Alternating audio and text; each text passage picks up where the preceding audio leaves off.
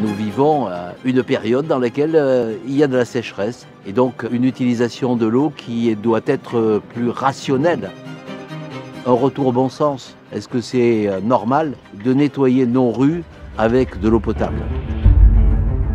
Je m'appelle Jean Leonetti, j'ai la chance d'être le maire d'Antibes-Juan-les-Pins et le président de la communauté d'agglomération Sophia Antipolis, qui s'étend de la montagne jusqu'à la mer Méditerranée. Il y a 180 000 habitants recensés. Bien entendu, en période estivale, on triple ce chiffre, et en particulier sur la zone littorale.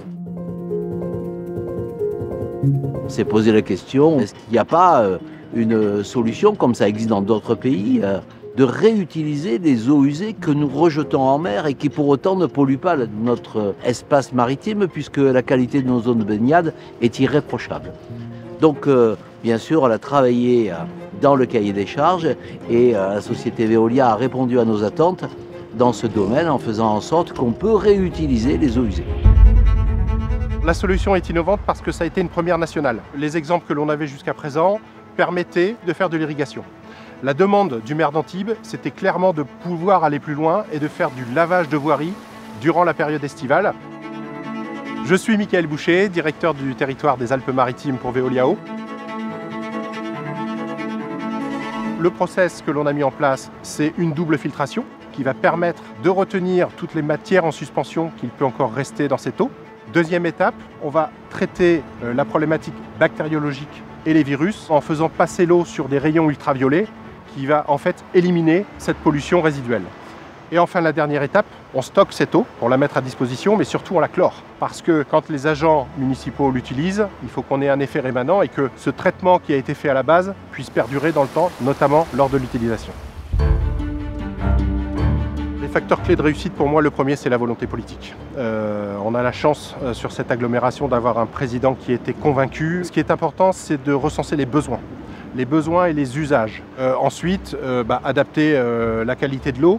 La station d'Antibes, elle traite et elle rejette 9 millions de mètres cubes à l'année. C'est la consommation en eau potable de la ville d'Antibes. Autant dire qu'on a un vrai potentiel de ressources.